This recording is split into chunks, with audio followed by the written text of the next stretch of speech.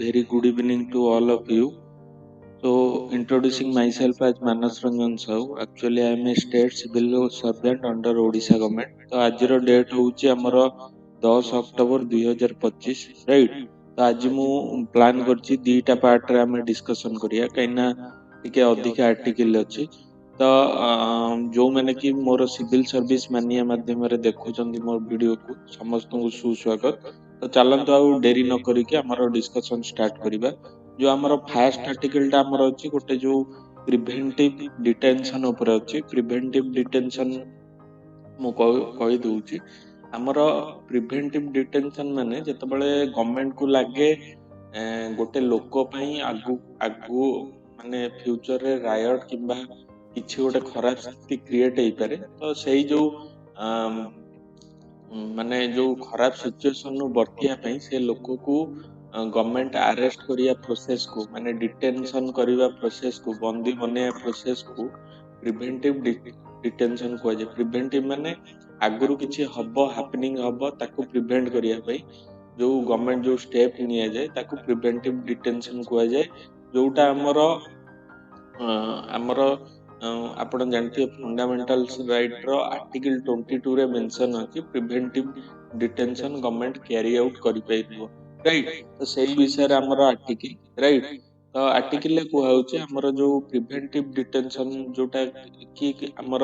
Constitution रे valid अछि article 22 रे प्रोविजन रे अछि. तो सेटा गोटे माने एमिति गोटे प्रोविजन जो थरे कि गोटे इंडिविजुअल लिबर्टी हे गला गोटे इक्वालिटी हे गला सेटा बहुत मात्रा रे हैम्पर हुए कहिना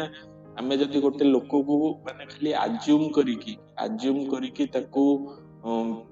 माने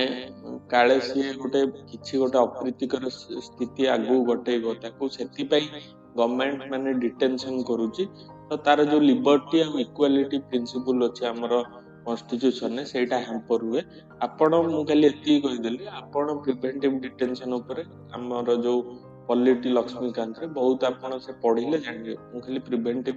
डिटेंशन नो मानेटा कहि देली. तापरे हमर जो सुप्रीम कोर्ट अछंदी से गोटे जजमेंट हमर Dhanya M versus state of Kerala रे. तो सुप्रीम कोर्ट तांकर ऑर्डर देथिले जे हमर जो प्रिवेंटिव डिटेंशन जो हमर जो प्रोविजन अछि सेटा को माने माने एमिति रैंडमली गवर्नमेंट यूज करिया कथा नो माने यूज्ड इन से रेयर ऑफ रेयर केसेस माने बहुत माने एक्स्ट्रा ऑर्डिनरी सिचुएशन रे यूज करिया कथा कना ए पावर टा हो गोटे एक्स्ट्रा ऑर्डिनरी पावर. तेनु ए जो माने पावर टा को माने नॉट इरेशनली यूज करिया कथा एंड विथ कॉन्स्टिट्यूशनल सेफगार्ड माने प्रिवेंटिव डिटेंशन रे जहाँ भी कॉन्स्टिट्यूशनल सेफगार्ड अछि ताकू ऐड करिकी से प्रोविजन टा यूज करिया कथा राइट. तापरे हमर सुप्रीम कोर्ट हमर SK Nazneen versus state of Telangana रे सेटा भी ऑर्डर दैछन हमर जो प्रिवेंटिव डिटेंशन टा जो कहली माने जदि हमें गोटे simple law and order issue को मेंटेन करिया पई यूज करछे सेटा ठीक होबनी केना एटा गोटे extra ordinary power. Law and order issue तो जनरल इश्यू टा लॉ एंड ऑर्डर माने सिंपल आपण जो पुलिस जोटा मेंटेन करछे. तो प्रिवेंटिव डिटेंशन टा माने इज नॉट जस्टिफाइड जदि हमें लॉ एंड ऑर्डर सिचुएशन को मेंटेन करिया अछि. तो एटा गोटे जेहेतु रेयरेस्ट प्रोविजन तेणु रेयरेस्ट ऑफ रेयर केसेस रे एक्स्ट्रा ऑर्डिनरी सिचुएशन रे ए प्रिवेंटिव डिटेंशन प्रोविजन टा यूज करिया को हबो राइट. तापरे हमर गोटे जो Rekha versus state of Tamil Nadu case रे सुप्रीम कोर्ट आ गोटे भी देइछन आपण टिके जजमेंट टिके मने रखंतु. प्रिवेंटिव डिटेंशन हमर होची जो सुप्रीम कोर्ट कहितले Rekha versus state of Tamil Nadu रे preventive detention is an exception to article 21. आपण जानथिबे आर्टिकल 21 ने हमर प्रोविजन अछि right to life right to life with dignity गोटे बंचिबार सम्मान सह बंचिबार अधिकार हमर कॉन्स्टिट्यूशन देछि. किंतु प्रिवेंटिव डिटेंशन जेहेतु हमर से डिग्निटी रे बंचिबार अधिकार को हैम्पर करछि तेणु हमर जो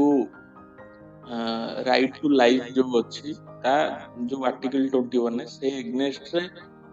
प्रिवेंटिव डिटेंशन कांसेप्ट टा जाउछि राइट. तो आउ एथरे ए केस रे कोन कहितले आउ प्रिभेंटिव डिटेंशन टा should be used in rare of the rare circumstances माने गोटे बहुत एक्स्ट्राऑर्डिनरी सर्कमस्टेंसेस हे जाउची तो सेही टाइम रे प्रिभेंटिव डिटेंशन टा को यूज करिया को हबो राइट यूज कले सेटा भलो हबो तापर आर्टिकल रे कुआ होची प्रिभेंटिव डिटेंशन जो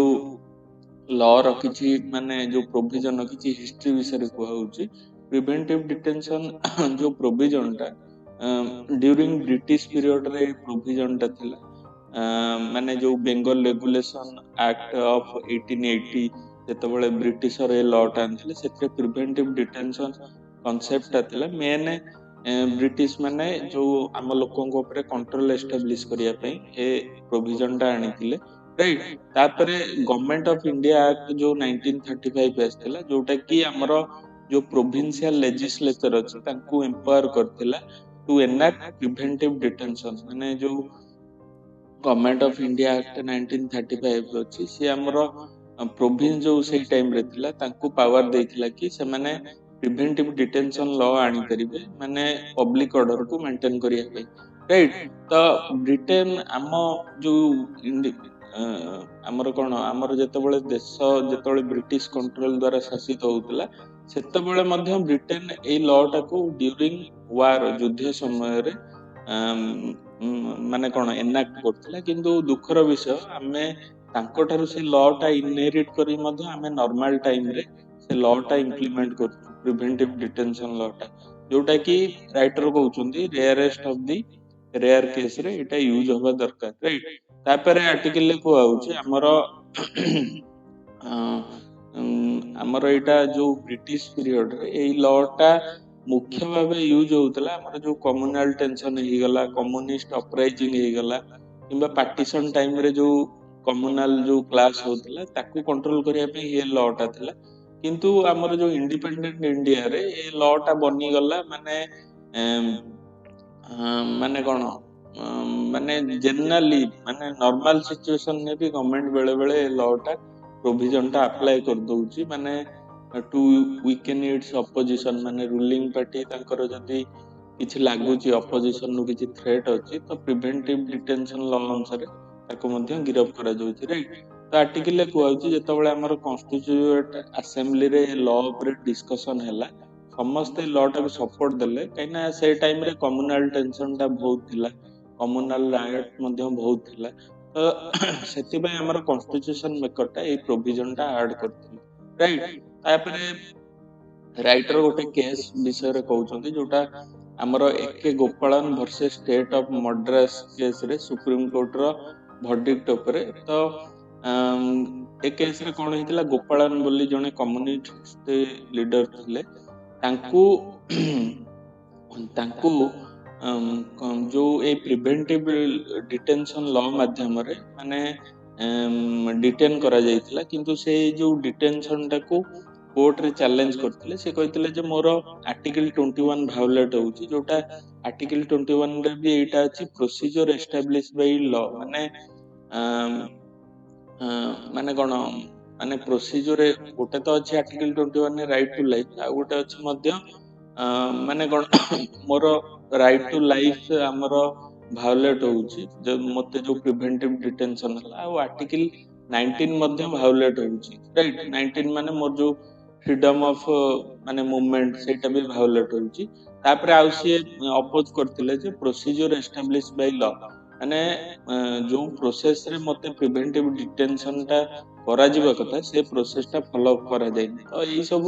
इशू को नै कि एके गोपाल सेटा सुप्रीम कोर्ट रे चैलेंज करथिले किंतु सुप्रीम कोर्ट तांकर एई जो क्लेम टा को रिजेक्ट करथिला तो प्रिवेंटिव डिटेंशन टा को से सपोर्ट करथिले पहले प्रिवेंटिव डिटेंशन टा गवर्नमेंट चाहिले कैरी आउट करि परिबो अंडर आर्टिकल 22 राइट तापरे जहां पर कि आर्टिकल 22 जो जोटा प्रिवेंटिव डिटेंशन को अलाउ करछि सेटा हमर गोटे अथॉरिटेरियन पेनल कॉलोनी हे गला किबा माने गोटे कॉलोनियल लॉ भलिया हे गला जोटा कि माने जो प्रोविजन टा हमर जेतिक फंडामेंटल राइट अछि गोटे जो लोक को मिलिया कथा से लोकर हैम्पर हवा सहित समान राइट तापरे हमर जो आर्टिकल 22 माने एई केस पर माने बहुत पावरफुल हे गला सुप्रीम कोर्ट ମାନେ ଏ କେସଟା କେବେ ଆସିଥିଲା ମାନେ ଏଇଟା 1950 ରେ ଆସିଥିଲା ଏଇ ଯୋଉ ସୁପ୍ରିମ କୋର୍ଟ ଯୋଉ ଜଜମେଣ୍ଟ ଦେଲେ ଏକେ ଗୋପାଳନ। ତାପରେ ମୁଁ କହିଲି ସୁପ୍ରିମ କୋର୍ଟର ଏମିତି ଯେତେବେଳେ ସପୋର୍ଟ କଲେ ଯୋଉ ଆମର ଯୋଉ ପ୍ରିଭେଣ୍ଟିଭ ଡିଟେନସନ ଟାକୁ, ଯୋଉଟା କି ଗୋଟେ ପାୱାରଫୁଲ ଲ ଭାବେ ଇଭଲଭ ହବାରେ ଲାଗିଲା, ରାଇଟ। ତାପରେ ଆର୍ଟିକଲ ମାନେ ଏବେ ଯୋଉ ସୁପ୍ରିମ କୋର୍ଟର ମାନେ ରୁଲିଂ ଆସୁଛି କି ଜଜମେଣ୍ଟ ଆସୁଛି, ସେଥିରେ ସିଏ କ୍ଲିୟରଲି ମେନସନ କରୁଛନ୍ତି ମାନେ ଯୋଉ ଯଦି ବି ଆର୍ଟିକଲ 22 ରେ ଅଥରିଟିଜ ମାନେ ପ୍ରିଭେଣ୍ଟିଭ ଡିଟେନସନ ଲ ଟାକୁ ଆପ୍ଲାଏ କରୁଛନ୍ତି, କିନ୍ତୁ ତାଙ୍କୁ ସଫିସିଏଣ୍ଟ ମାନେ କଣ ଯୋଉ ପ୍ରୋସିଜର ଅଛି, କନଷ୍ଟିଟ୍ୟୁସନାଲ ସେଫଗାର୍ଡ ଅଛି, ତାକୁ ଫଲୋ କରିବାକୁ ପଡିବ, ରାଇଟ। ତାପରେ ଯୋଉଟା କି ଆମର ସୁପ୍ରିମ କୋର୍ଟ ଗୋଟେ Maneka Gandhi versus union of ଇଣ୍ଡିଆରେ ମାନେ କଣ ପ୍ରୋସେସ ଏଷ୍ଟାବ୍ଲିଶ ବାଇ ଲ କୁ ଗ୍ରେଟ ପ୍ରାୟୋରିଟି ଦେଇଛନ୍ତି ସୁପ୍ରିମ କୋର୍ଟ। ମାନେ କହିଛନ୍ତି ଲ ରେ ଯଦି ପ୍ରୋସିଜର କିଛି ଏଷ୍ଟାବ୍ଲିଶ ଅଛି, ସେଇ ପ୍ରୋସିଜର କୁ ଫଲୋ କରିବା ଦରକାର। ଆଉ ମାନେ ଯୋଉ ମାନେ ପ୍ରୋସିଜର ଟା ଆମର ଫେୟାର, ଜଷ୍ଟ ଆଉ ରିଜନେବୁଲ ହବା ଦରକାର। ମାନେ ଏମିତି ନୁହଁ ଯେ ଯଦି କିଛି ବି ପ୍ରୋସେସ ଅଛି ଲ ରେ, ଗୋଟେ ପ୍ରିଭେଣ୍ଟିଭ ଡିଟେନସନ କୁ କେମିତି କ୍ୟାରି ଆଉଟ କରାଯିବ, ସେଇଟା ଫେୟାର ରିଜନେବୁଲ ହବା ଦରକାର, ଆଉ ସେଇଟା ଇରେସନାଲ ହବା କଥା ନୁହଁ, ରାଇଟ। ତାପରେ ଆର୍ଟିକଲ କୁହା ହଉଛି ଏକେ ରୟ ଭର୍ସେସ ୟୁନିୟନ ଅଫ ଇଣ୍ଡିଆରେ ସୁପ୍ରିମ କୋର୍ଟ କିନ୍ତୁ ଡାଇରେକ୍ଟ କହିଥିଲେ ମାନେ 1982 ରେ, ମାନେ ଡିଫରେଣ୍ଟ ଜଜମେଣ୍ଟ ଉପରେ ଡିସ୍କସନ କରାହଉଛି। AK Roy versus union of India 1982 ରେ ସୁପ୍ରିମ କୋର୍ଟ ଡାଇରେକ୍ଟ କହିଥିଲେ ପ୍ରିଭେଣ୍ଟିଭ ଡିଟେନସନ ଲ ଟାକୁ ମାନେ କଣ ଚ୍ୟାଲେଞ୍ଜ କରାଯାଇ ପାରିବନି on the basis of article 14, 19 or 21। 14 ରେ ଆମର ରାଇଟ ଟୁ ଇକ୍ୱାଲିଟି, 21 ରେ ଆମର ରାଇଟ ଟୁ ଲାଇଫ, ଆଉ 19 ରେ ଫ୍ରିଡମ ଅଫ ମୁଭମେଣ୍ଟ। ତ ଏ ବେସିସ ରେ ଚ୍ୟାଲେଞ୍ଜ କରାଯାଇ ପାରିବନି, ରାଇଟ। ତାପରେ ଡିଫରେଣ୍ଟ ଜଜମେଣ୍ଟ ଗୁରା ଟିକେ ମନେ ରଖନ୍ତୁ, କୋଉଠି ପ୍ରିଭେଣ୍ଟିଭ ଡିଟେନସନ ସପୋର୍ଟ ରେ କହିଥିଲେ, କୋଉଠି ପ୍ରିଭେଣ୍ଟିଭ ଡିଟେନସନ ଏଗନେଷ୍ଟ ରେ କହିଥିଲେ। ତାପରେ ଲାଷ୍ଟ କୁ ଆର୍ଟିକଲ ରେ ରାଇଟର କହୁଛନ୍ତି ଆମର ଏଇଟା ଗୋଟେ ଏକ୍ସଟ୍ରା ଅର୍ଡିନାରୀ ପାୱାର ଗଭର୍ଣ୍ଣମେଣ୍ଟ କୁ ଦିଆଯାଇଛି। ତ ଗଭର୍ଣ୍ଣମେଣ୍ଟ ଏଇ ଯୋଉ ଆମର ଏକ୍ସଟ୍ରା ଅର୍ଡିନାରୀ ପାୱାର କୁ normal case, law and order ସିଚୁଏସନରେ ୟୁଜ ନ କରିକି ଆମର ଯୋଉଟା ମହା ଅପରାଧ ଅଛି, ଯେମିତି ଟେରୋରିଜିମ ହେଇଗଲା କିମ୍ବା ଡ୍ରଗ ସିଣ୍ଡିକେଟ ହେଇଗଲା, ରାଇଟ। ଏଇ ସବୁ ପ୍ରୋବ୍ଲେମ କୁ ମାନେ କମେଇବାରେ ଏଇ ପ୍ରୋଭିଜନ ଟା ୟୁଜ କରିବା କଥା, ନା କି ନର୍ମାଲ ଆଡମିନିଷ୍ଟ୍ରେଟିଭ ମେଜର ଭାବେ ଏଇଟା ୟୁଜ କରିବା କଥା। ତ ଏତିକି ଥିଲା article. Let's go to the next article. Next ଆଉ ସେକେଣ୍ଡ ଆର୍ଟିକଲ ଆମର ଏବେ ୟୁକେ ର prime minister with their delegation ଇଣ୍ଡିଆକୁ ଆସିଛନ୍ତି। ତ ସେଇ ଇଣ୍ଡିଆ ୟୁକେ ପାର୍ଟନରସିପ ଉପରେ ଆମର ଆର୍ଟିକଲ ଟା। ତ ଆର୍ଟିକଲରେ କୁହା ହଉଛି ଆମର ଯୋଉ ଇଣ୍ଡିଆ ଆଉ ୟୁକେ ଭିତରେ ଜୁଲାଇ 2025 ରେ comprehensive economic and trade agreement ଆମର ସାଇନ ହେଲା, ଯୋଉଟା ସେଟା ଆଗ୍ରିମେଣ୍ଟ କହୁଛନ୍ତି। ତ ସେଇଟା ଗୋଟେ ମେଜର ମାନେ ବୁଷ୍ଟ ଟୁ ଇଣ୍ଡିଆ ଆଉ ୟୁକେ ରିଲେସନସିପ, ସେଇଟା କୁ ବୁଷ୍ଟ କରିବ। ତାପରେ ଆର୍ଟିକଲରେ କୁହା ହଉଛି ଏ ଆଗ୍ରିମେଣ୍ଟରେ ବୋଥ ସାଇଡ କମିଟମେଣ୍ଟ ଅଛନ୍ତି to step up their bilateral relation and become true partner, right. ତାପରେ ଏବେ ପ୍ରାଇମ ମିନିଷ୍ଟର ୟୁକେ ଇଣ୍ଡିଆକୁ ଭିଜିଟ ରେ ଆସିଛନ୍ତି। ତ ଯୋଉଥିରେ ଗୋଟେ ଇମ୍ପୋର୍ଟାଣ୍ଟ ମୁଭମେଣ୍ଟ ରେ ଆସିଛନ୍ତି, ଯୋଉଠି କି ୱାର୍ଲଡ ରେ ଏବେ ଡିଫରେଣ୍ଟ ଟ୍ରେଡ ରିଜିମ ରେ ସିଫ୍ଟ ଦେଖିବାକୁ ମିଳୁଛି, ଜିଓ ପଲିଟିକାଲ ଟେନସନ ରହିଛି। ତ ଏ ମାହୋଲ ଭିତରେ ଆମର ଯୋଉ ୟୁକେ ପ୍ରାଇମ ମିନିଷ୍ଟରଙ୍କର ଭିଜିଟ ଟୁ ଇଣ୍ଡିଆ ଗୋଟେ ଦି ଜଣ କଣ୍ଟ୍ରିଙ୍କ ଭିତରେ ରିଲେସନସିପ ରେ ଗୋଟେ ନୂଆ ଇରାର ଶୁରୁଆତ ହବ, ରାଇଟ। ତାପରେ ଆମର ଯୋଉ ସେଟା ଆଗ୍ରିମେଣ୍ଟ, ଯୋଉଟା comprehensive economic partnership, comprehensive economic and trade agreement, ତାକୁ ମୁଁ ସର୍ଟରେ ସେଟା ବୋଲି କହିବି, ଯୋଉଟା ଗୋଟେ ଷ୍ଟ୍ରାଟେଜିକ ଗୋଟେ important foundation for bilateral relationship. ତାପରେ expanded trade, investment and cooperation, right. ତ ଆର ମାନେ ବହୁତ ମଲ୍ଟିପ୍ଲାୟର ଇଫେକ୍ଟ ରହିଛି, ଯେମିତି ବାଇଲେଟରାଲ ରିଲେସନ ମାନେ ଦି ଜଣ କଣ୍ଟ୍ରିଙ୍କ ମଧ୍ୟରେ ରିଲେସନ ଟାକୁ ଇମ୍ପ୍ରୁଭ କରିବ। ତାପରେ ଟ୍ରେଡ, ଇନଭେଷ୍ଟମେଣ୍ଟ ଆଉ କୋଅପରେସନ ଟାକୁ ବଢେଇବ, ରାଇଟ। ଆଉ ଯୋଉ ଆଜିକାଲିକ ଗ୍ଲୋବାଲ ଇକୋନୋମିକ ଲ୍ୟାଣ୍ଡସ୍କେପ ରେ ଦି ଜଣଙ୍କ ମଧ୍ୟରେ ଟ୍ରେଡ ପୋଟେନସିଆଲ ମଧ୍ୟ ବଢିବାର ବହୁତ ଚାନ୍ସେସ ଅଛି ଡ୍ୟୁ ଟୁ ସେଟା ଏଗ୍ରିମେଣ୍ଟ, ରାଇଟ। ତାପରେ आर्टिकल कुहा होची हमर अक्टोबर 1 ठू हमर India trade and economic partnership agreement आउ European free trade with the European free trade association came into effect माने अक्टोबर 1 रु इंडिया और यूरोपियन यूनियन भीतर गोटे एग्रीमेंट थिला India trade and economic partnership agreement सेटा इफेक्ट को आसीबो जोटा कि गोटे एमिति एक एग्रीमेंट हबो माने जोथरे इन्वेस्टमेंट कमिटमेंट रही 100 बिलियन डॉलर को इन्वेस्टमेंट प्लेज करिया right 100 billion dollar at least a agreement रु इंडिया को आसीबो investment to India in next 15 years right तापर आर्टिकल कुआ होची हमर जो यूरोपियन यूनियन जो अछि इंडिया रो second largest trading partner European Union with the जनक यूरोपियन यूनियन आ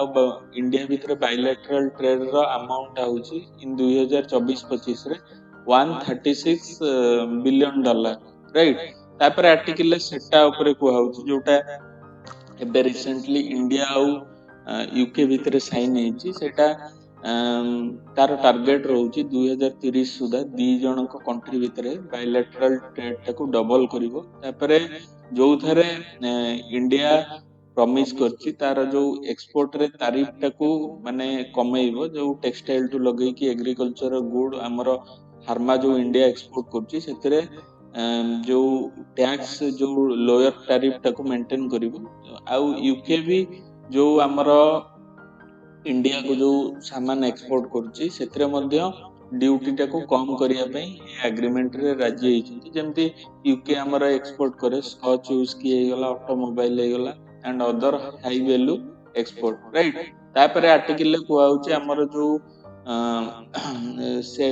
सेटारे आउ गोटे प्रोविजन अछि माने सेटा बाद आउ गोटे इंडिया यूके भीतर गोटे प्रोविजन अछि डबल कंट्रीब्यूशन कन्वेंशन तो एटा गोटे agreement between the India and United kingdom जो थरे कि हमर इंडियन प्रोफेशनल माने जो यूके रे जो अछंती तांको सोशल जो सोशल सिक्योरिटी कंट्रीब्यूशन टा दीटा देश रे दबाको पड़ियोनी आइदर गोटे देश रे दबाको पड़ियो राइट तो जोथि पई अप टू 3 इयर्स 3 वर्ष पई जो थरे कि हमर जो स्किल्ड वर्कर हे गला आउ तांकर मूवमेंट इजी हे परियो आ जदी से माने किछि गोटे बिजनेस कैरियर करछंती इन यूनाइटेड किंगडम तांकर कॉस्ट मध्ये कमी जिवो राइट एटा एथि पई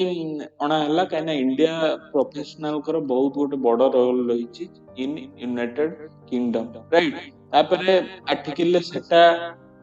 सेटा विषय रे कुआ होउची हमर सेटार आउ गोटे मूल लक्ष्य होउची to boost the United Kingdom रो जो इन्वेस्टमेंट इंडिया रे बढ़िया मध्ये मूल लक्ष्य केना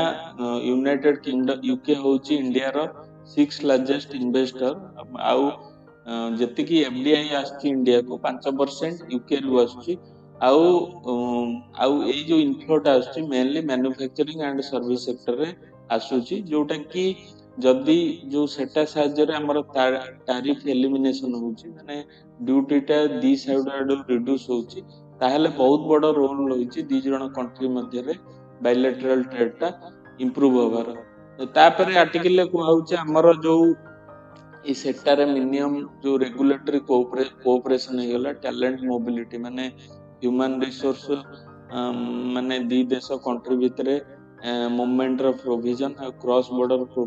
कोऑपरेशन एई सब जो माने प्रोविजन अछि जोटारे हमर ब्रिटिश कंपनी आउ इंडियन कंपनी तार लेवरेज उठै परिबे आउ इंडिया को मध्य एटा गोटे ग्लोबल एक्सपोर्ट हब करियारे बहुत माने सहायक हबो जेतु माने यूनाइटेड किंगडम को लो टैरिफ रे सब प्रोडक्ट एक्सपोर्ट हबो तो बहुत चांसेस अछि कि माने गोटे पॉजिटिव रिजल्ट आसीबारे ता बाद एथिरे मध्ये प्रोविजन अछि टेक्नोलॉजी पार्टनरशिप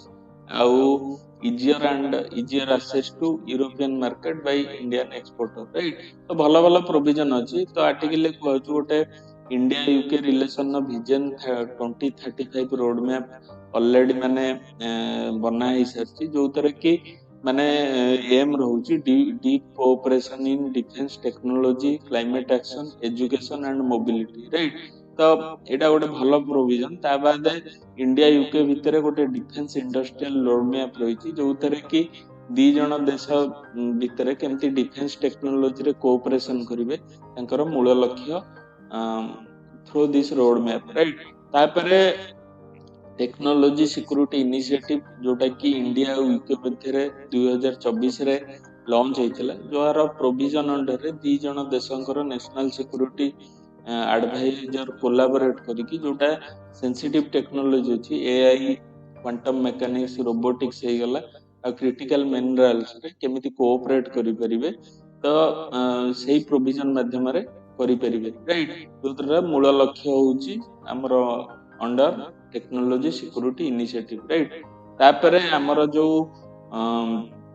आर्टिकल कहूँ एबे वर्ल्ड इकोनॉमी रे गोटे रीजनलिज्म ट्रेड रो बहुत उभान होइची कना प्रोटेक्शनिज्म नीति सब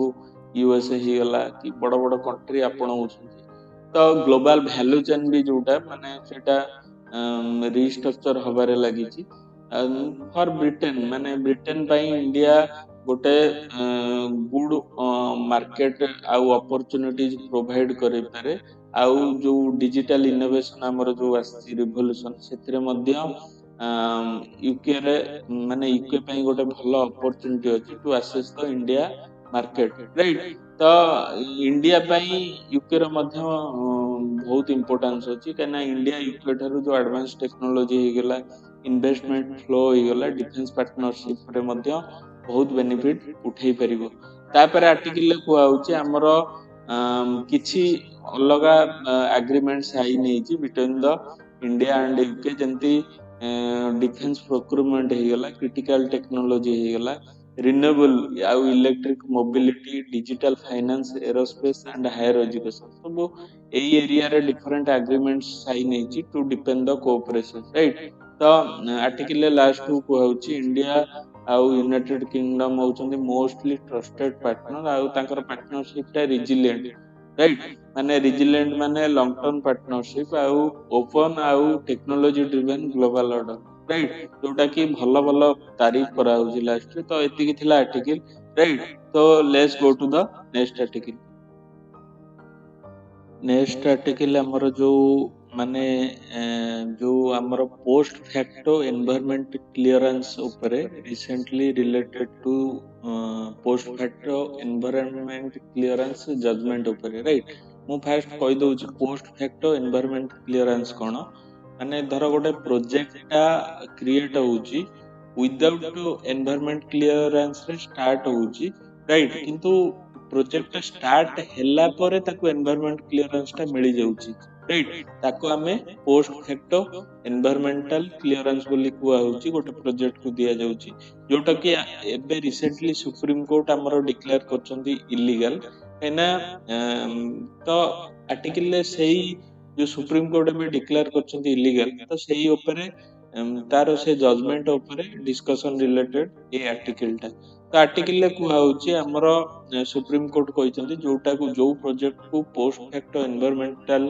क्लियरेंस दिया होउची सेगुरा इलीगल आउ आर्टिकल राइटर कहउचंती ए जो जजमेंट टा गुडाय कंफ्यूजन क्रिएट करिवो एना जदी सुप्रीम कोर्ट ए जजमेंट देले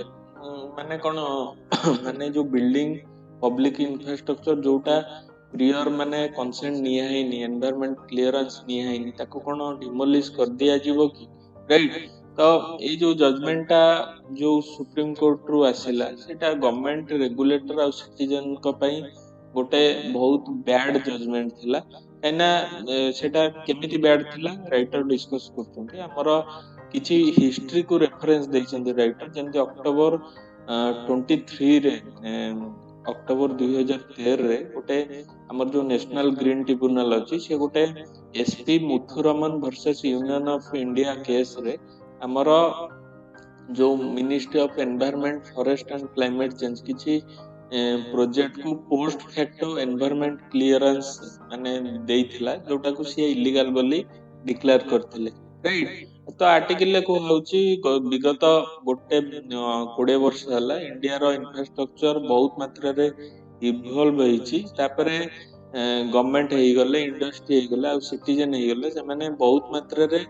ପ୍ରୋଜେକ୍ଟରେ ଇନଭେଷ୍ଟ ମାନେ କରିଦେଇଛନ୍ତି। ତ ଯୋଉଥିପାଇଁ ମାନେ କଣ ପୋଷ୍ଟ ଫ୍ୟାକ୍ଟ ଯୋଉ ଏନଭାୟରମେଣ୍ଟ କ୍ଲିୟରାନ୍ସକୁ ରେଗୁଲାରାଇଜ କରିଦବା କଥା। ମାନେ ଆର୍ଟିକଲରେ ରାଇଟର କହୁଛନ୍ତି ଯେହେତୁ ଇଣ୍ଡିଆର ଇନଫ୍ରାଷ୍ଟ୍ରକ୍ଚର ନିଡ୍ ଅଛି ଆଉ ବହୁତ ମାତ୍ରାରେ ଇନଭେଷ୍ଟମେଣ୍ଟ ଗଭର୍ଣ୍ଣମେଣ୍ଟ ହେଲେ ସିଟିଜେନ ହେଲେ ମାନେ କରିଦେଇଛନ୍ତି। ତ ପୋଷ୍ଟ ଫ୍ୟାକ୍ଟ ଏନଭାୟରମେଣ୍ଟ କ୍ଲିୟରାନ୍ସ ଯୋଉ ପ୍ରୋସେସଟାକୁ ଗୋଟେ ରେଗୁଲାରାଇଜ କରିଦବା କଥା। ଆଉ ଏ ପୋଷ୍ଟ ଫ୍ୟାକ୍ଟ ଏନଭାୟରମେଣ୍ଟ କ୍ଲିୟରାନ୍ସ ମାନେ ଏଗନେଷ୍ଟରେ ସୁପ୍ରିମକୋର୍ଟ ମାନେ ଏମିତି ଜଜମେଣ୍ଟ ଦବା କଥା ନୁହଁ, କାହିଁକିନା ତାର ଇମ୍ପାକ୍ଟ ବହୁତ ଖରାପ। ସେ ଇମ୍ପାକ୍ଟ ବିଷୟରେ ରାଇଟର ଡିସ୍କସନ କରୁଛନ୍ତି। ତାପରେ ଆର୍ଟିକଲରେ କହୁଛନ୍ତି ଏଇ ଯୋଉ ଜଜମେଣ୍ଟ ଦେଇଛନ୍ତି କିନ୍ତୁ କିଛି ଗାଇଡାନ୍ସ ଦେଇନାହାନ୍ତି। ମାନେ ଆଗକୁ କଣ ହବ, ଖାଲି ଡିକ୍ଲାର କରିଦେଲେ ପୋଷ୍ଟ ଫ୍ୟାକ୍ଟ ଏନଭାୟରମେଣ୍ଟ କ୍ଲିୟରାନ୍ସ ଟା ଇଲିଗାଲ, କିନ୍ତୁ ଆଗକୁ ଷ୍ଟେଟ କଣ କରିବେ କିଛି ଗାଇଡାନ୍ସ ସୁପ୍ରିମକୋର୍ଟ ଦେଇନାହାନ୍ତି। ରାଇଟ। ତ ଆର୍ଟିକଲରେ କୁହାଉଛନ୍ତି ଯଦି ଏନଭାୟରମେଣ୍ଟାଲ ଯୋଉ ଏକ୍ସପର୍ଟ ଅଛନ୍ତି ସେମାନେ କହିଛନ୍ତି ଯଦି ସୁପ୍ରିମକୋର୍ଟର ଏଇ ଜଜମେଣ୍ଟଟାକୁ ଇମ୍ପ୍ଲିମେଣ୍ଟ କରାହବ ତାହେଲେ ଫ୍ୟୁ ମାନେ ଡେମୋଲେସନ ଆକ୍ଟିଭିଟିଟା କ୍ୟାରି ଆଉଟ୍ କରାଯିବ। ଡେମୋଲେସନ ମାନେ ଆପଣ ଜାଣିଥିବେ ଯୋଉ ଘରକୁ ଆମର ଯୋଉଟା ପ୍ରୋଜେକ୍ଟଟା ଇଲିଗାଲ ତାକୁ ଆମେ ଭାଙ୍ଗିଦବା। ତ ସେଇ ଡେମୋଲେସନ ଆକ୍ଟିଭିଟି ଦ୍ଵାରା ମାନେ ଏନଭାୟରମେଣ୍ଟ ପଲ୍ୟୁସନ ହବାର ବହୁତ ଚାନ୍ସେସ୍ ଅଛି। କାହିଁକିନା ଯେତେବେଳେ ଆପଣ ଘର ଥାଉଜେଣ୍ଡସ ଅଫ ବିଲ୍ଡିଂ ଭାଙ୍ଗିବେ ସେତେବେଳେ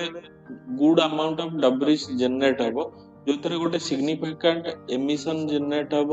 ତା ବାଦ ପାର୍ଟିକୁଲେଟ ମ୍ୟାଟର ବି ଜେନେରେଟ ହବ। ତାପରେ ଯୋଉ କମ୍ୟୁନିଟିଜ ଥିବେ ସେମାନେ ମଧ୍ୟ ମାନେ ଗୋଟେ ଜାଗାରୁ ଆଉ ଗୋଟେ ଜାଗାକୁ ଡିସପ୍ଲେସ ହେବେ। ତ ଆର୍ଟିକଲରେ କୁହାଉଛି ଏଇ ଯୋଉ ଜଜମେଣ୍ଟ ଦ୍ଵାରା ଆମର ଯୋଉ ଆର୍ଟିକଲ 21 ରେ ଯୋଉଟା ଆମର ସଷ୍ଟେନେବୁଲ ଡେଭଲପମେଣ୍ଟର ଯୋଉ ଫିଲୋସଫି ଅଛି ସେଇଟାକୁ ଆମର ଭାয়োଲେଟ କରୁଛୁ। ରାଇଟ। ତ ଆର୍ଟିକଲରେ କୁହାହଉଛି ଆମର ଏମିତି ଯଦି ଜଜମେଣ୍ଟ ଆସିବ ଆଗକୁ ଯୋଉ ପ୍ରୋଜେକ୍ଟ ଆସିବାର ଥିବ ଇନଭେଷ୍ଟର ମାନେ ମଧ୍ୟ 10 ରୁ 20 ଥର ବିଚାର କରିବେ। କାହିଁକିନା ସିଏ ଯଦି ଗୋଟେ ଏତେ ବଡ ଇନଭେଷ୍ଟ କରୁଛନ୍ତି ତାପରେ ଯଦି ଡିମୋଲିସନ ହେଇଯାଉଛି ତାହେଲେ ବହୁତ ପ୍ରୋବ୍ଲେମ କ୍ରିଏଟ ହବ। ରାଇଟ। ତ ଆର୍ଟିକଲରେ କୁହାହଉଛି ଆମର ସୁପ୍ରିମକୋର୍ଟ ତ ଏନଭାୟରମେଣ୍ଟାଲ ଇମ୍ପାକ୍ଟ ଆସେସମେଣ୍ଟକୁ ନେଇକି ଏ ଜଜମେଣ୍ଟ ଦେଲେ, କିନ୍ତୁ ଆମର ଯୋଉ କୋଷ୍ଟାଲ ରେଗୁଲେସନ ଜୋନ ଅଛି ଆମର ଯୋଉ ନୋଟିଫିକେସନ ଅଛି ତ ଯୋଉଥିରେ କି କୋଷ୍ଟାଲ ରେଗୁଲେସନ ଜୋନରେ ଆମର ଯୋଉ କୋଷ୍ଟାଲ ରିଜିଅନରେ ବିଗ ଇନଫ୍ରାଷ୍ଟ୍ରକ୍ଚରକୁ ମନା କରାଯାଇଛି। କିନ୍ତୁ ସେ ମାନେ ଆଇନଟାକୁ କନସିଡର ଏପର୍ଯ୍ୟନ୍ତ ସୁପ୍ରିମକୋର୍ଟ ନେଇନାହାନ୍ତି। ତ ରାଇଟର କହୁଛନ୍ତି ଯଦି ସୁପ୍ରିମକୋର୍ଟ ସେ ଏ ଜଜମେଣ୍ଟରେ କୋଷ୍ଟାଲ ରେଗୁଲେସନ ଜୋନ ବିଷୟରେ କହିନାହାନ୍ତି ତ ଆଗକୁ ବି କୋଷ୍ଟାଲ ରେଗୁଲେସନ ଜୋନରେ କହିପାରନ୍ତି, ଯୋଉଟା କି ଫ୍ୟୁଚରରେ ପ୍ରୋବ୍ଲେମ କ୍ରିଏଟ ହବ ଯଦି ସୁପ୍ରିମକୋର୍ଟ ଏ ଟ୍ରେଣ୍ଡଟାକୁ ଆପଣେଇଲେ। ରାଇଟ। ତାପରେ ଆର୍ଟିକଲରେ କୁହାହଉଛି ଆମର ଯୋଉ ମାନେ ଗୋଟେ କନଫ୍ୟୁଜନ କ୍ରିଏଟ କରୁଛି, ଯେହେତୁ ସୁପ୍ରିମକୋର୍ଟ ଏବେ ସାଇଲେଣ୍ଟ ଅଛନ୍ତି କୋଷ୍ଟାଲ ଜୋନ ରେଗୁଲେସନ ଉପରେ, କିନ୍ତୁ ଫ୍ୟୁଚରରେ ଏମିତି ଗୋଟେ ଜଜମେଣ୍ଟ ଦେଇପାରନ୍ତି ପୁଣି କୋଷ୍ଟାଲ ରିଜନରେ ଯୋଉ ବିଲ୍ଡିଂ ଅଛି ତାକୁ ବି ଡେମୋଲିଶ କରାହବ। ତ ଗୋଟେ କନଫ୍ୟୁଜନ କ୍ରିଏଟ ହେଇଛି। ତ ଆର୍ଟିକଲରେ କୁହାହଉଛି ଆମର ଯୋଉ ଇଣ୍ଡିଆର ଏନଭାୟରମେଣ୍ଟାଲ ଲ ଯୋଉଟା ଅଛି ୱାଟର ଆକ୍ଟ ହେଇଗଲା 1974, ଏୟାର ଆକ୍ଟ ହେଇଗଲା 1981। ତ ଏଇ ଆକ୍ଟ ମାନେ ଏଇ ଆକ୍ଟ ବଳରେ ଆମର ଯୋଉ ମାନେ ଯୋଉ ଏନଭାୟରମେଣ୍ଟ ରିଲେଟେଡ କନସର୍ନ ଟାକୁ ରେଗୁଲେଟ କରାହଉଛି ଇନ ଇଣ୍ଡିଆ। କିନ୍ତୁ କୋର୍ଟ ଯୋଉ ଅର୍ଡର ମାନେ ଯୋଉ ଏବେ ବି ଯୋଉ ଏଣ୍ଟରପ୍ରାଇଜ ସବୁ ଆମର ଇଣ୍ଡିଆରେ ଅପରେଟ କରୁଛି ଏଇ ଏନଭାୟରମେଣ୍ଟ ଆକ୍ଟରେ ଯୋଉ ପ୍ରୋଭିଜନ ଅଛି ସେମାନେ ଷ୍ଟେଟ ପଲ୍ୟୁସନ ବୋର୍ଡ ଟୁ ମାନେ କଣ ଆପ୍ରୁଭାଲ ନବା କଥା, କିନ୍ତୁ ସେମାନେ ନେଇନାହାନ୍ତି ମ୍ୟାକ୍ସିମମ୍ ଜାଗାରେ। ତ କୋର୍ଟ ଏ ଆକ୍ଟ ବିଷୟରେ ବି ଏ ଜଜମେଣ୍ଟ ଦେଲା ବେଳେ ସାଇଲେଣ୍ଟ ଅଛନ୍ତି। ତ ଫ୍ୟୁଚରରେ ଯଦି ମାନେ ପୁଣି ଏଇ ଆକ୍ଟକୁ ବେସିସ କରି ଜଜମେଣ୍ଟ ଦେଲେ ତାହେଲେ ପୁଣି କଣ ସେ ଯୋଉ ବି ମାନେ ଯୋଉ କଣ ଏଷ୍ଟାବ୍ଲିଶମେଣ୍ଟ ଅଛି ସେଇଟା ଭଙ୍ଗା ହବ କି? ତ ଗୋଟେ ଆମ୍ବିଗୁଅସ୍ ସିଚୁଏସନ ଆମର କ୍ରିଏଟ କରାହେଇଛି, ଯେହେତୁ ସୁପ୍ରିମକୋର୍ଟ କେବଳ ଗୋଟେ ଆମର ଯୋଉ ଏନଭାୟରମେଣ୍ଟାଲ ଇମ୍ପାକ୍ଟ ଆସେସମେଣ୍ଟ ନୋଟିଫିକେସନ ଟାକୁ ବେସ୍ କରି ଜଜମେଣ୍ଟ ଦେଇଛନ୍ତି। ତ ରାଇଟର କହୁଛନ୍ତି ଆଗକୁ ବହୁତ ଗୁଡା ଲ ଏମିତି ଅଛି ତା ବେସିସରେ ମଧ୍ୟ ଜଜମେଣ୍ଟ ଦେଇପାରନ୍ତି, ଯୋଉଟା ଗୋଟେ ଆଗକୁ ଆମ୍ବିଗୁଅସ୍ ସିଚୁଏସନ ମାନେ କନଫ୍ୟୁଜନ ସିଚୁଏସନ ଆଗକୁ କ୍ରିଏଟ କରୁଛି। ରାଇଟ। ତାପରେ ଆର୍ଟିକଲରେ କୁହାହଉଛି ଆମର ଯୋଉଟା ମାନେ ରାଇଟର କହୁଛନ୍ତି ଯୋଉ ଏଷ୍ଟାବ୍ଲିଶମେଣ୍ଟ ଗୁରା ଏନଭାୟରମେଣ୍ଟ କ୍ଲିୟରାନ୍ସ ନ ନେଇକି ମାନେ ଚାଲିଛନ୍ତି ସେମାନେ ड्यू टू मेनी रिजन से माने एनवायरनमेंट क्लियरेंस न मिली थाई पारे due to procedure delays ignorance और रेगुलेटरी कंफ्यूजन ने डिफरेंट रीजन ही थाई पारे ना कि से माने डेलिबरेटली एनवायरनमेंट क्लियरेंस नौ नांती राइट। तो आर्टिकल ले कहउचंती माने जदि लार्ज अमाउंट रे डेमोलेशन टा कैरी आउट हैला ताले एटा उटे एनवायरनमेंटल जस्टिस टाकू माने सर्व करि परिबो नाही राइट। आर्टिकल किसी वेब फॉरवर्ड राइटर दउछंती कहउचंती हमको हाइब्रिड कंप्लायंस मॉडल को आपणेको पड़िबो जोथरे आमे कोर्ट करो जो ऑर्डर टाको आमे रेस्पेक्ट करिबा किंतु हमर जो सोशियो इकोनॉमिक डिजास्टर ने जोटा ड्यू टू कंस्ट्रक्शन सेटा को भी आमे प्रिवेंट करि परिबा जेमती हमर एनवायरनमेंट असेसमेंट टाको आमे मैंडेटरी करि परिबा ता बाद जो इकोसिस्टम सेंसिटिव जोन रे जो इंफ्रास्ट्रक्चर क्रिएट होउची ताको मध्य रेगुलेटेड करा जाई परिबो तापरे इंपोज फाइन मध्य इंपोज करा जाई परिबो जो माने रूल एंड रेगुलेशन को मानु नांती तापरे इंडिपेंडेंट मॉनिटरिंग रो मध्य प्रोविजन करा जाई परिबो ता बाद टाइम बाउंड कंप्लायंस विंडो माने गोटे टाइम बाउंड रे माने एतिक टाइम भीतर गोटे एस्टाब्लिशमेंट को एतिक रूल फॉलो करिया पड़ियो तो टाइम बाउंड रे सबू ऑर्डर टा इशू करिया पड़िबो तापरे आर्टिकल कुआ होची जो आमे एमिति गोटे पद्धति आपणेबा जेमति गोटे एस्टाब्लिशमेंट को डायरेक्ट पनिशमेंट न देकी फास्ट आमे ताकू प्रिवेंशन और रिफॉर्म ऊपर ध्यान दबा राइट। डायरेक्ट पनिशमेंट दे देले असुविधा हबो आमे ताकू केंदे प्रिवेंट करिबा और रिफॉर्म केमति आनिबा सेथरे ताकू मौका दबा कथा तापरे आर्टिकल ले कहउचंती कोर्ट एबे निजे राजी हेइचंती वर्डिक्ट जो से देले ताकू रिव्यू करिया पे जोटा गोटे भलो स्टेप तापरे आर्टिकल ले लास्ट रे कहउची हमर जो पॉलिसी मेकर अछंती से माने विभिन्न मेथड जो को मेथड जरिया रे माने हमर जो ए जो इशू को टैकल करि परिबे जेमति स्ट्रिक्ट पेनाल्टी कहली तापरे ट्रांसपेरेंट मॉनिटरिंग कहली तो हमर जो एनवायरनमेंट प्रोटेक्शन अछि आ इकोनॉमिक ग्रोथ अछि साइमल्टेनियसली ग्रो करिया दरकार कने दी जण जाको दीटा कंपोनेंट गोटे देशर ग्रोथ ପାଇଁ बहुत जरूरी राइट। तो एतिकी थिला आर्टिकल बहुत भलो आर्टिकल टा so let's go to the next article right. Next article हमर वर्कर सेफ्टी ऊपर बहुत बढ़िया आर्टिकल टा तो आर्टिकल ले कहउची एबे रिसेंटली हमर बहुत माने इशू आसिला जोथरे माने माइंस रे जो काम करथिले से लोकंकर माने डेथ हेई गला तो माने बहुत एमती इशू माने वेरियस इंडस्ट्री वर्कर मानकर माने डेथ हेई गला तो सेति पई हमर जो वर्कर सेफ्टी इशू टा एबे बहुत हाइलाइटेड हे जेची तो आर्टिकल ले कहउची हमर ब्रिटिश सेफ्टी काउंसिल गोटे बोली ऑर्गेनाइजेशन अछि जोटा कि एस्टिमेट करछि हमर वर्ल्ड रे जेतेटा भी डेथ ऑफ माने कोन डेथ ऑफ हमर वर्कर होची इन वर्क प्लेसेस चारटारू गोटे होची फ्रॉम इंडिया राइट। तो आर्टिकल ले कहउची जेतु बहुत एमती अछि जो केसुरा अंडर रिपोर्टिंग रहउची आ मैक्सिमम हमर जो इंडस्ट्री काम करछंती मैक्सिमम कॉन्ट्रैक्ट आ इनफॉर्मल वर्कर जोति पे ताकर एम्प्लॉयमेंट हिस्ट्री किछि मेंटेन करा जाय न थाए तो सेही ताको डाटा गुरा को आमे कंसीडर को नहीं पारु राइट। तो ताको केस गुरा अंडर रिपोर्टेड रहउची तो आर्टिकल ले कहउची एक्चुअली रिपोर्ट ता बहुत अधिक किंतु जेहेतु ताकर किछि डाटा नाही तो सेति पई जेतिक भी डाटा आछि सेटा ऑलरेडी तार परसेंटेज हाई रहउची किंतु जदी एक्चुअल डाटा आसीबो तार परसेंटेज गुरा बहुत हाई रहिबो जो भी डाटा माने safety related data right. Article ले कहउची डिफरेंट रीजन दिया जायछि कोन पई ए इशूरा घटुची राइट। तो फास्ट होची हमर जो इंडस्ट्री पुअर वर्कप्लेस डिजाइन ता एते प्रॉपर्ली हेनी तापरे जो जेतिकी सेफ्टी सिस्टम रहिया दरकार सेटा भी मेंटेन करा जाउनी इक्विपमेंट मेंटेनेंस भी टाइमली होउनी तापरे हमर जो ट्रेनिंग आउ जो वर्कर को जो मिलिया दरकार सेतिक मध्य ट्रेनिंग मिलुनी in related to safety right. तापरे हमर जो रिएक्टर बेले बेले हमर जो तेलंगाना रे एक्सप्लोजन एबे हितिला रिएक्टर रो जो टेम्परेचर सी ଯେତିକି ପରମିସିବୁଲ ଟେମ୍ପରେଚର ଥିବା କଥା ତାଠୁ ଟ୍ୱାଇସ୍ ରେ ଅପରେଟ୍ କରୁଥିଲା, ଯୋଉଟା କି ଗୋଟେ ସେଫ୍ଟି କନସର୍ନ। ତାପରେ नो ଆଲାରାମ ସିଷ୍ଟମ ବି ନାହିଁ, ଯଦି କିଛି ପ୍ରୋବ୍ଲେମ ହେଲା ଆଲାରାମ ସିଷ୍ଟମ ବାଜିବ।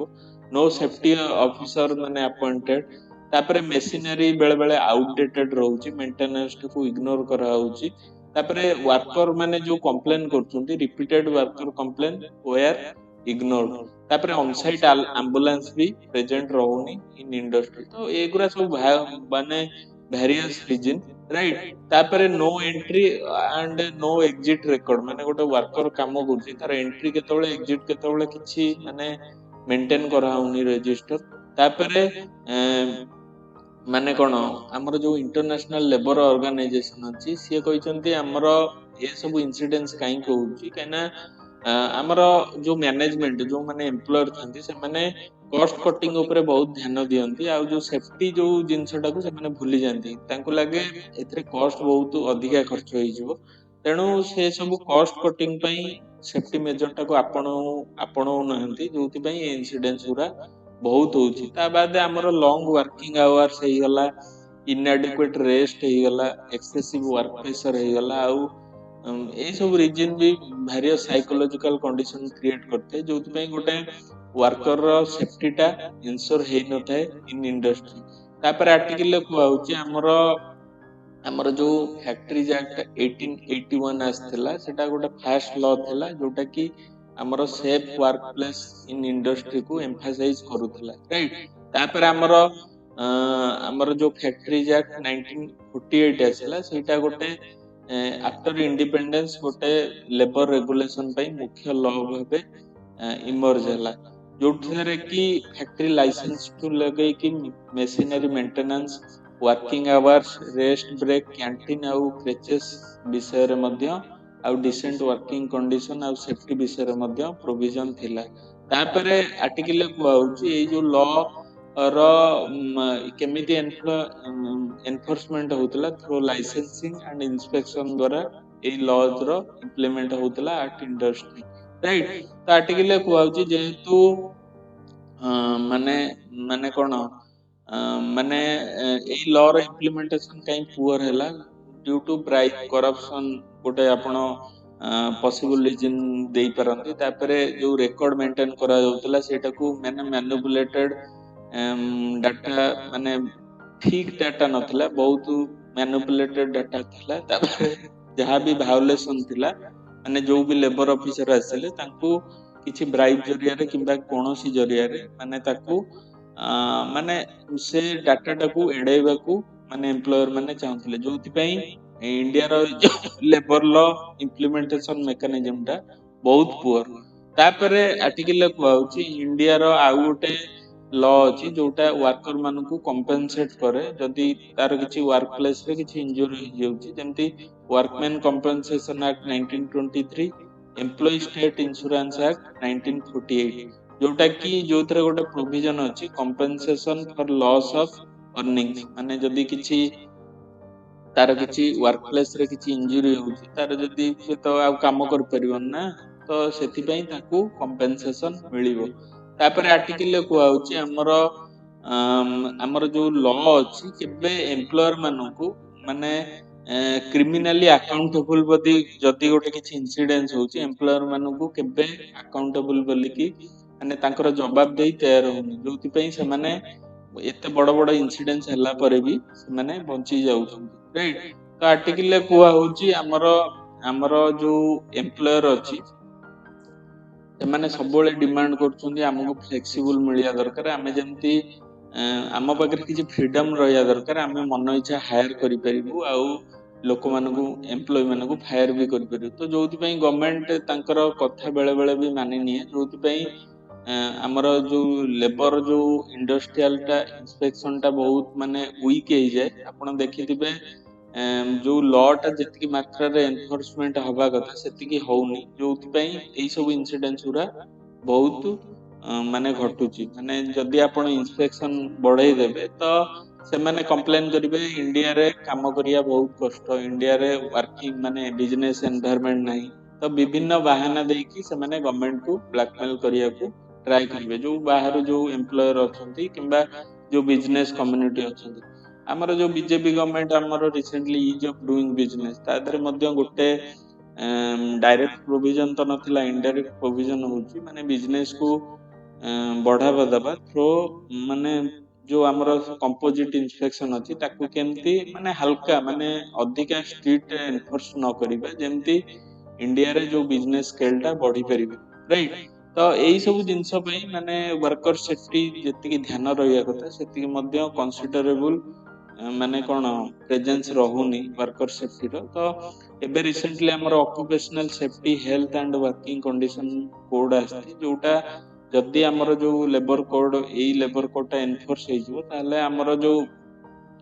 हेल्थ आउ सेफ्टी मैटर इन इंडस्ट्री तार लेवल टा बढ़ी जीवो हमर ऑलरेडी किछि स्टेट माने वर्कर मानकर वर्किंग आवर टा बढ़ी सारछंती जोटा गोटे बड़ कंसर्निंग जिंस केना एति कि सैलरी तांकर जदी वर्किंग आवर टा बढ़िबो ताले तांकर प्रोडक्टिविटी टा कमी जीवो राइट तो आर्टिकल लास्ट रे कोआउची हमर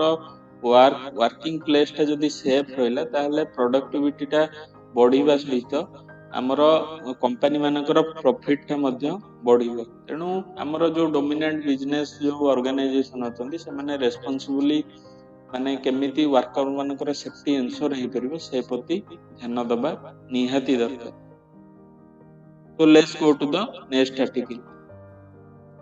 नेक्स्ट आर्टिकल हमरो साइंस एंड टेक ऊपर गोटे भलो कांसेप्ट पब्लिश हेजी तो ता ऊपर हमें देखि दबा राइट तो हमरो से जो कांसेप्ट होची इन्वेसिव एलियन स्पीशीज राइट तो इन्वेसिव एलियन स्पीशीज कोन आपण मने रखि थांतु जो जोटाकू माने कोन बाहर कंट्री रो गोटे गछ हिगला किंबा प्राणी हिगला फॉर डेकोरेशन किंबा अन्य को पर्पज जोगु जदी आम देशर इकोसिस्टम रे इंट्रोड्यूस करा जाय थाए ताकू एलियन स्पीशीज कह जाय आ इन्वेसिव माने ताकू गोटे पर्पज पई इंट्रोड्यूस करा गला तो सी जदी हमर जो इकोसिस्टम ऊपर डोमिनेंट हे की माने अलगा जो हमर आगुरु स्पीशीज थिले ताकू जदी डोमिनेंट हे की निजर एस्टैब्लिश कर देला इकोसिस्टम एटी तो सेटा को इन्वेसिव कह जाय राइट तो हमर एटा होची नॉन नेटिव माने हम देशर न सेटा बाहर इंट्रोड्यूस करा जाय थाए एंड हमर जो ओना जाय थाए हम देश को बाय एक्सीडेंटली आसी पारे किंबा एक्जोटिक ऑर्नामेंटल फिश आपण देखथुए बेले बेले माने सुंदरिया माने माछ हमर एक्वेरियम कल्चर पई बाहर मध्ये इंपोर्ट करा होची आ डेकोरेटेड सर्व भी मध्ये इंपोर्ट करा होची जोटा कि गोटे टाइम रे जदी आम देशर इकोसिस्टम को डोमिनेट करतला एनवायरमेंटल इकोसिस्टम को ताहले ताको इन्वेसिव कुआ जाउची राइट तो आर्टिकल ले कुआ होची हमर एई जो स्पीशीज गुरा जदी गोटे रीजन रे गोटे एरिया रे टेक ओवर कर दोउची अलगा स्पीशीज को लोकल बायोडायवर्सिटी को डिस्प्लेस कर दोउची ताहले ताकू इन्वेसिव एलियन स्पीशीज कहउची एटा प्लांट हेई पारे आ गोटे एनिमल भी हेई पारे राइट तो बेले बेले एमिति भी टेक ओवर करे अलगा स्पीशीज को एक्सटेंड भी करि दी माने तार पता नता से माने हो जाई दी आर्टिकल ले कहउची हमर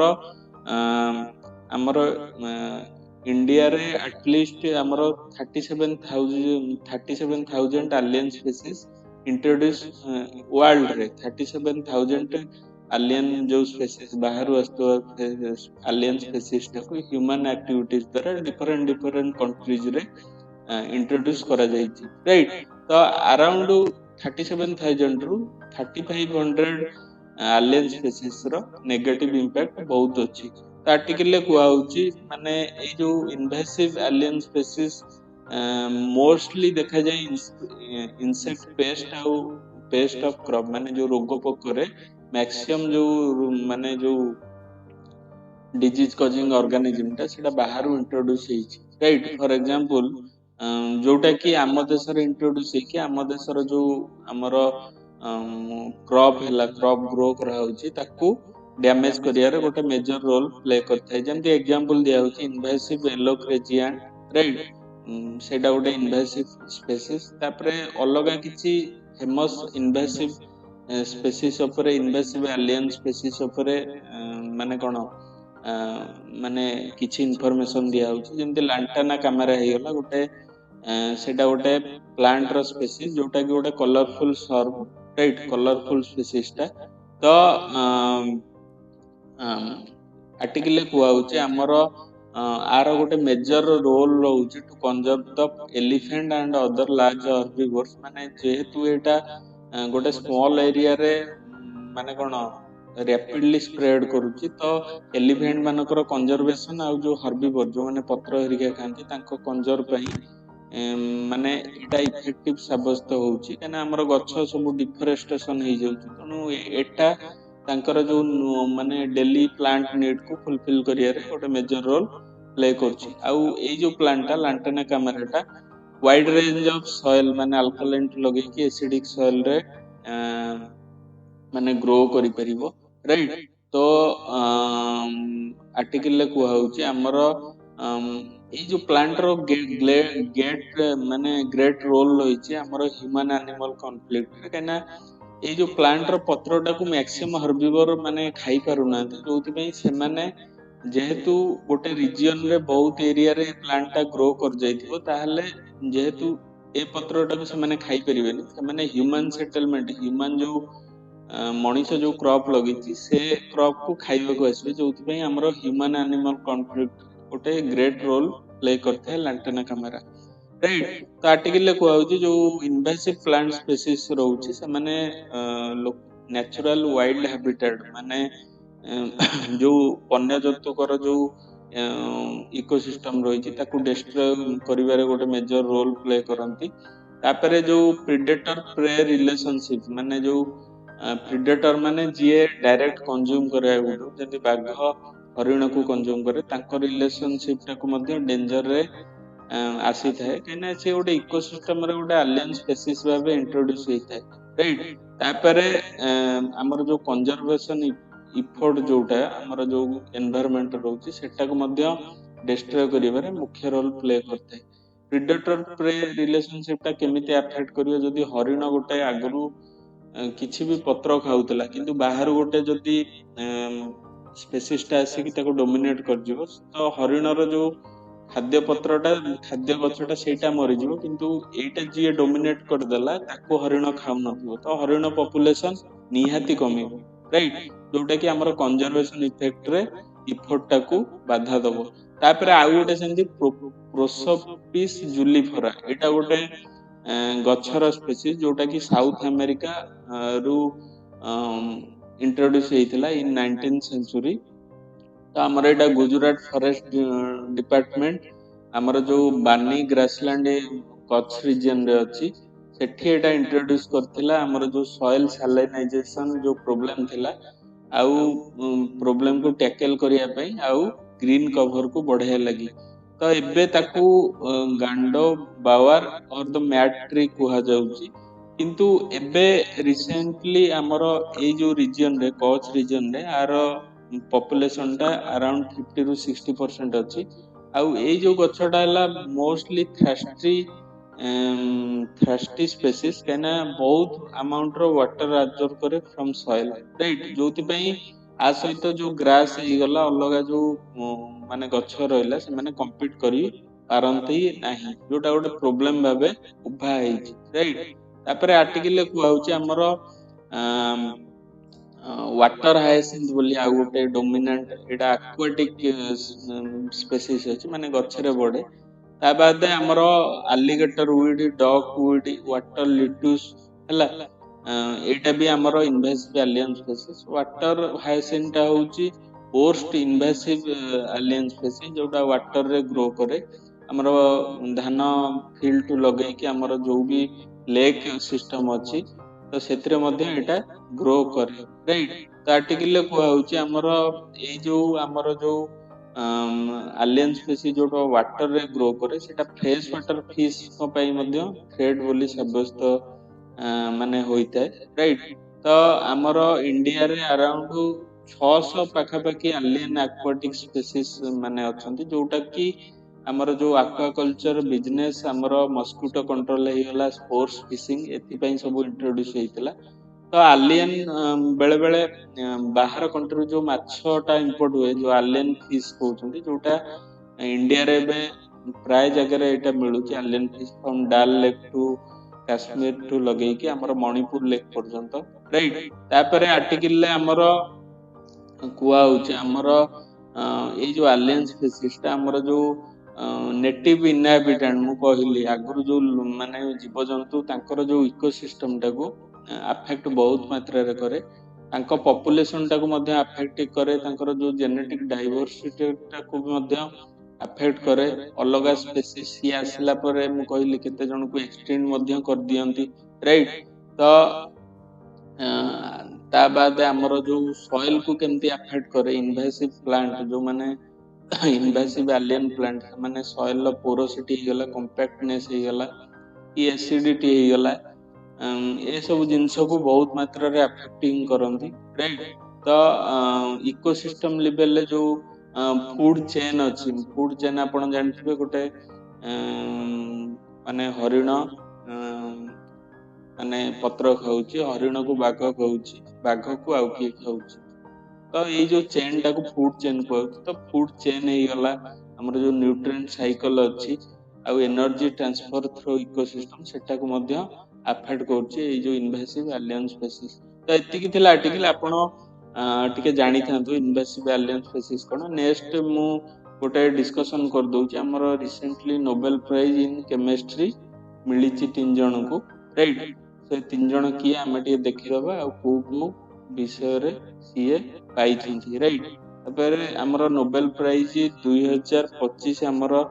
सुसुमु किटावागा रिचर्ड रॉबसन और ओमार एम यागी को मिली for their work in the development of metal organic framework आपण टिके जानि दियंतु सेटा कोन तो आमर जदि मेटाल आयन टा कोऑर्डिनेट हेकी मेटाल आयन टा जदि गोटे ऑर्गेनिक लिंक सहित कोऑर्डिनेट हे जिवो आउ सेटा गोटे आउ गोटे आम माने कोन मेटाल आयन टा ऑर्गेनिक गोटे कंपाउंड सहित लिंक हेकी आउ गोटे कंपाउंड टा प्रोवाइड करिवो जोटार सरफेस एरिया टा हाई थिवो सेटा को मेटाल ऑर्गेनिक फ्रेमवर्क कहउचंदी न्यू कंपाउंड जदि मेटाल आयन टा लिंक हेकी माने ऑर्गेनिक कंपाउंड सहित लिंक हेकी गोटे अलग किसी कंपाउंड क्रिएट करिवो जहा को मेटाल ऑर्गेनिक फ्रेमवर्क कहउचंदी जो जहार सरफेस एरिया टा मध्ये हाई रहिबो तो ताकू मेटाल ऑर्गेनिक फ्रेमवर्क कहउचंदी जहार यूटिलिटी बहुत जंती ग्रीन हाउस गैस को हमर ट्रैप करिया रे हो जेहेतु देखो ना रे भी आपण अछि मेटाल ऑर्गेनिक मेटाल आ ऑर्गेनिक कंपाउंड जॉइंट हेकी जो स्ट्रक्चर टा क्रिएट हो तो आर यूटिलिटी होची ग्रीन हाउस गैस को टैप करिया कहला ड्रिंकिंग वाटर को एयर रु जदि हमको एक्सट्रैक्ट करिया रे अछि किबा